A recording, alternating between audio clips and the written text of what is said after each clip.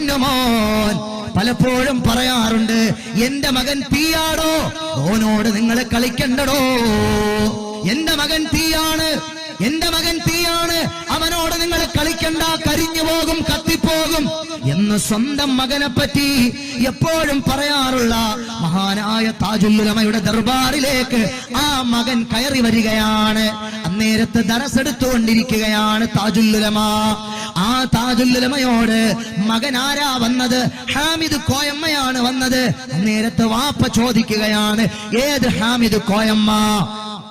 സ്വന്തം മകനെ പോലും പലപ്പോഴും തിരിച്ചറിയുന്നില്ല താജുൽ ഉലമ ഉള്ള ആള് തങ്ങൾ. അതേ സമയത്ത് എടുക്കുന്ന കിതാബ് ഏതാണ്?